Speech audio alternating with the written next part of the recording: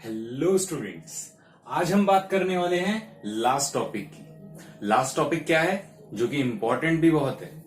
इसमें हम देखेंगे इनकम एंड एक्सपेंडिचर अकाउंट और बैलेंस शीट कैसे बनाई जाती है रिसिप्ट एंड पेमेंट अकाउंट को यूज करके और थोड़ी सी एडिशनल इंफॉर्मेशन को यूज करके। ये बहुत इंपॉर्टेंट कॉन्सेप्ट बनता है, तो ध्यान से देखिएगा। तो फर्स्ट इसको मैं स्टेप वाइज बताने वाला हूं। 6 स्टेप्स होंगे इसके अंदर। 6 स्टेप में हम पूरे इस क्वेश्चन को सॉल्व करेंगे।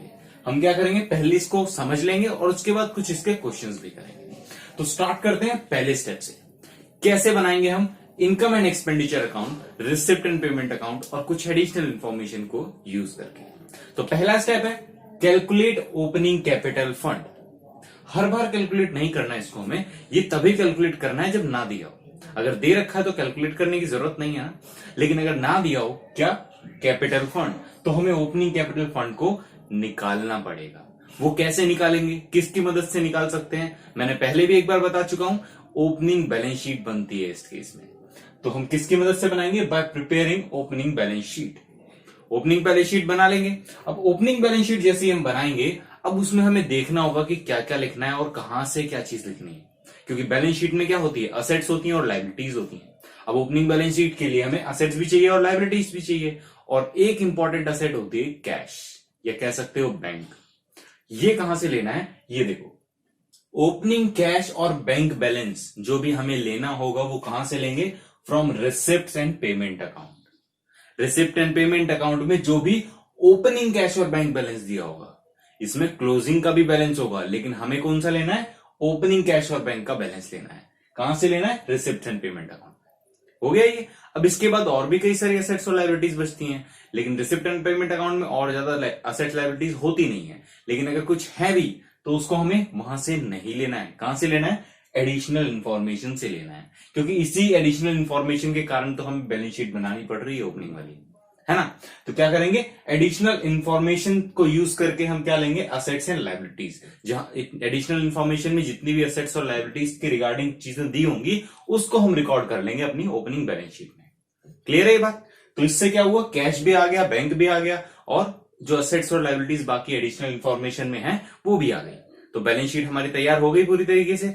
बस एक चीज बच गई जो कि होगा बैलेंस उस बैलेंस शीट का, क्योंकि जो बैलेंस होगा, बैलेंसिंग फिगर जो अपनी बैलेंस शीट की आएगी, ओपनिंग बैलेंस शीट की, वही होगा हमारा कैपिटल फंड, जिसको कैलकुलेट करने के लिए हमने बैलेंस शीट बनाई थी, ओपनिंग बैलेंस शीट बनाई थी। ठीक है, तो बैलेंस निकल जाएगा, तो फाइनल हो गई यहां पे हमारी ओपनिंग बैलेंस शीट। ये हमारा पहला स्टेप था जिसके अंदर हमने क्या निकाला, कैपिटल फंड को निकाला, ओपनिंग कैपिटल फंड निकाला, ताकि हम आगे बढ़ सकें। अब देखते हैं दूसरे स्टेप में हमें क्या करना है। ठीक है, तो अब बात करते हैं स्टेप 2 की। स्टेप 2 क्या है, determine the items of income from receipt and payment account. जो हमारा रिसिप्ट एंड पेमेंट अकाउंट हमें दिया हुआ है, उसमें से कौन से आइटम्स पहचानने हमें, इनकम के, जो भी इनकम के आइटम्स होंगे। उसके बाद हम एक्सपेंसेस भी ढूंढेंगे। पहले हम देखते हैं इनकम, क्योंकि इनकम एंड एक्सपेंडिचर में इनकम भी आएगी ना। तो सबसे पहले हम देखते हैं इनकम के आइटम्स जो भी रिसिप्ट एंड पेमेंट अकाउंट में होंगे। तो उसके लिए हमें देखना होगा कि रेवेन्यू रिसिप्ट कौन सी है और कैपिटल रिसीट कौन सी है। क्यों, क्योंकि इनकम एंड एक्सपेंडिचर अकाउंट में सिर्फ रेवेन्यू रिसीट ही लिखी जाती है, कैपिटल रिसीट नहीं लिखी जाती। उसकी क्या कर दी जाती है, एडजस्टमेंट कर दी जाती है, उसको एड लेस इस तरीके से कर दिया जाता है। ठीक है, तो अब बात करते हैं रेवेन्यू रिसीट कहां लिखी जाएगी, इनकम एंड एक्सपेंडिचर अकाउंट में। किस तरफ, क्रेडिट साइड में। जो भी रेवेन्यू रिसीट होगी रिसिप्ट एंड पेमेंट अकाउंट में, उसको हम क्रेडिट साइड में इनकम एंड एक्सपेंडिचर की लिख देंगे, जो कि हमारी इनकम साइड होती है। और दूसरी कैपिटल रिसीट जो भी होगी वो कहां जाएगी, वो जाएगी बैलेंस शीट में। ध्यान देना, जो हमारी कैपिटल रिसीट होगी इसकी 2 जगह ट्रीटमेंट हो सकती है कई बार। एक ट्रीटमेंट यहां पे ऐड और लेस करने की इनकम एंड एक्सपेंडिचर में, क्योंकि वहां से कम ज्यादा करने की जरूरत पड़ सकती है, और दूसरी ट्रीटमेंट उसको बैलेंस शीट में शो करने की। तो अब देखो किस तरीके से हम देखेंगे कि कौन सी किस तरीके से एडजस्ट होगी, क्योंकि कुछ एडजस्टमेंट मैंने बोली ना ऐड और लेस करने की। तो देखो कैसे वो एडजस्टमेंट होती है। तो इस एडजस्टमेंट में हमारे पास है ये amount receive during the current year. अगर हमें इस साल में इतना अमाउंट मिला है, जो रिसिप्ट एंड पेमेंट अकाउंट हमारा होगा, उस रिसिप्ट एंड पेमेंट अकाउंट में हमें इतना अमाउंट मिला है, पता होगा ना। ठीक है, अब उसमें हम क्या ऐड कर देंगे, outstanding income at the end of the current year. Current year की जो एंड में आउटस्टैंडिंग है उसको ऐड कर देंगे। ये मैं पहले भी बता चुका हूँ कि ऐड किसको करते हैं, लेस किसको करते हैं, at the end, in the beginning. तो वही चीजें हैं ये, आउटस्टैंडिंग एट द एंड को ऐड कर देंगे और income received in advance in the beginning of the year, और ईयर के स्टार्टिंग की अगर कोई एडवांस मिला है तो उसको भी ऐड कर देंगे, ठीक है। और लेस क्या हो जाएगा यहां से, outstanding income in the beginning, beginning की आउटस्टैंडिंग लेस हो जाएगी, और income received in advance at the end, और एट द एंड अगर कुछ एडवांस मिला है तो वो माइनस हो जाएगा। ये जो भी ट्रीटमेंट होगी आपको एडिशनल में भी दी हुई होगी, तो एडिशनल से हमें चेक करके हमें देखना है कि क्या ऐड होगा क्या लेस होगा, ठीक है। और ऊपर से हमें रिसिप्ट एंड पेमेंट अकाउंट में भी कई बार दे दिया जाता है कि ये इस ईयर का है, ये दूसरे ईयर का है, तो उसके हिसाब से हमें ईयर वाइज भी उसमें से आइडेंटिफाई करना पड़ता है, ठीक है। तो इससे हमारे पास क्या निकल के आएगी, income for the current year.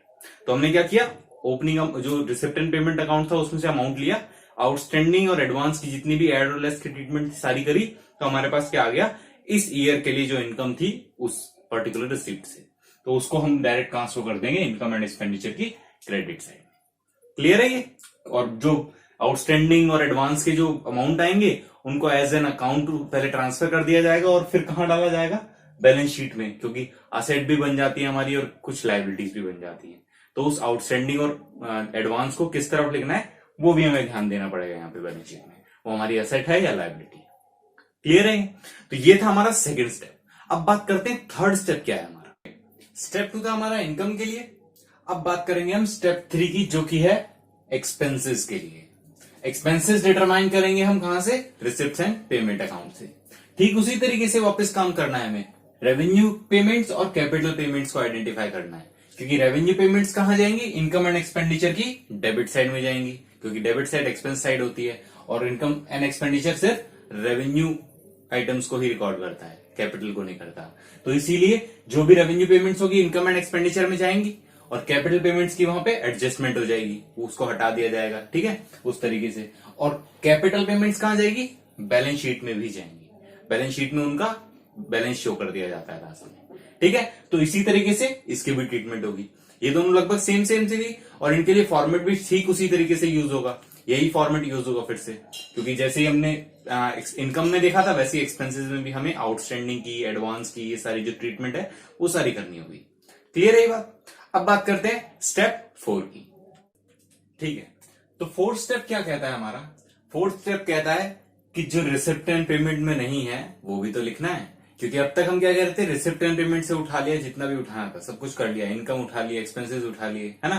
तो अब बात आती है items not existing in receipt and payment account, जो कि रिसिप्ट एंड पेमेंट अकाउंट में नहीं होते। कौन कौन से नहीं होते, मैक्सिमम ये नहीं होते, जो कि इनकम एंड एक्सपेंडिचर में हमें लिखने होते हैं, लेकिन रिसिप्ट एंड पेमेंट में नहीं होते।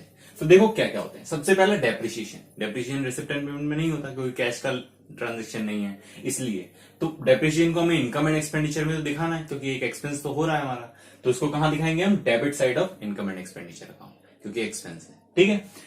आउटस्टैंडिंग एक्सपेंसेस, जो भी आउटस्टैंडिंग एक्सपेंसेस है उनको कहां दिखाएंगे, डेबिट साइड। ध्यान दो, भी मैंने कहा था आउटस्टैंडिंग और एडवांस की ट्रीटमेंट होती है, ऐड और लेस करते हैं, तो ये जो है ये ऐड करने वाले हैं, क्योंकि ऐड कर रहे हैं मतलब दिखा रहे हैं, वहां पे लेस करने वाले मतलब दिखाना नहीं है ना, हटा देते हैं वहां से।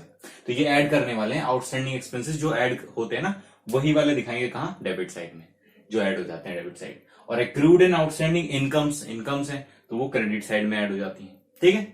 नेक्स्ट है loss on sale of fixed assets. जब फिक्स्ड एसेट्स हम बेचते हैं और लॉस होता है, मैंने पहले ही बताया था, कहां आता है, वो जाता है debit side of income and expenditure account में, सिर्फ लॉस का अमाउंट। और ठीक उसी तरीके से अगर गेन हो रहा है कोई फिक्स्ड एसेट को बेचने पर, तो वो अमाउंट क्रेडिट साइड में चला जाता है इनकम एंड एक्सपेंडिचर की। क्लियर है ये बात। और लास्ट डेप्रिसिएशन डिडक्टेड फ्रॉम, अच्छा ठीक है, डेप्रिसिएशन की हमने यहाँ पे ट्रीटमेंट की थी ना, इनकम एंड एक्सपेंडिचर को डेबिट कर दिया था, लेकिन साथ ही साथ हमें फिक्स्ड एसेट्स में से उस एसेट की वैल्यू भी तो कम करनी होती है, तो वही किया है यहाँ पे, depreciation deducted from fixed assets in balance sheet after adjusting purchase and sale, क्योंकि वहां परचेज और सेल की भी एडजस्टमेंट होती है। अगर कोई असेट खरीदी है तो वो भी ऐड होती है, और सेल की है तो वो भी लेस होती है, और उसके बाद डेप्रिसिएशन भी डिडक्ट कर लिया जाता है, कम कर लिया जाता है। क्लियर है। तो ये कौन सी ट्रीटमेंट थी, जो कि रिसिप्ट एंड पेमेंट अकाउंट में नहीं होती, लेकिन इनकम एंड एक्सपेंडिचर में हमें शो करनी होती है। क्लियर है। अब बचे लास्ट 2 स्टेप, जो कि फाइनल करेंगे इसको, ठीक है। तो अब 5th और 6th स्टेप्स क्या है, देखो और एंड करते हैं इसको। फिफ्थ स्टेप है डिटरमाइन सरप्लस और डेफिसिट, जो कि हमें निकालना होता है इनकम एंड एक्सपेंडिचर अकाउंट में, जो बैलेंस बन जाता है लास्ट में, जिसके लिए क्या होता है, अगर एक्सपेंसेस से ज्यादा इनकम है तो क्या है, सरप्लस होगा, और अगर एक्सपेंसेस ज्यादा है और इनकम कम है तो डेफिसिट हो जाएगा। ठीक है, तो इनकम एंड एक्सपेंडिचर में हमारे पास या तो सरप्लस आएगा या फिर डेफिसिट आएगा एज अ बैलेंस। क्लियर है। और लास्ट स्टेप हमारा होगा क्लोजिंग बैलेंस शीट बनाने का, जिसमें सारा कुछ आ जाएगा लास्ट में, जो भी एसेट्स और लाइबिलिटीज जितनी भी ट्रीटमेंट होगी, जैसे कि ओपनिंग कैपिटल फंड, सबसे पहले तो ये चाहिए होगा जो हमने निकाला था स्टार्टिंग में ओपनिंग बैलेंस शीट से, तो ओपनिंग कैपिटल फंड यूज कर लेंगे। असेट्स और लाइबिलिटीज की जो भी परचेज की, सेल की, डेप्रिसिएशन की जो भी एडजस्टमेंट है सारी की जाएगी, और सरप्लस और या फिर डेफिसिट जो भी आया होगा उसको भी हम इंक्लूड कर लेते हैं। ठीक है, तो इस तरीके से क्लोजिंग बैलेंस शीट भी हमारी कंप्लीट हो जाएगी असेट्स और लाइबिलिटीज को लिखने के बाद। तो इस तरीके से ये पूरा क्वेश्चन कंप्लीट होता है। इसमें हमें ध्यान रखना होता है सारी चीजों का, क्योंकि रिसिप्ट एंड पेमेंट और एडिशनल इन्फॉर्मेशन सब कुछ यूज करके हमें ये क्वेश्चन सॉल्व करना होता है। ठीक है, तो मैं एक क्वेश्चन दे रहा हूं, इस क्वेश्चन को ट्राई करना, बाकी हम नेक्स्ट क्लास में और भी क्वेश्चंस को सॉल्व करेंगे। Till then bye bye.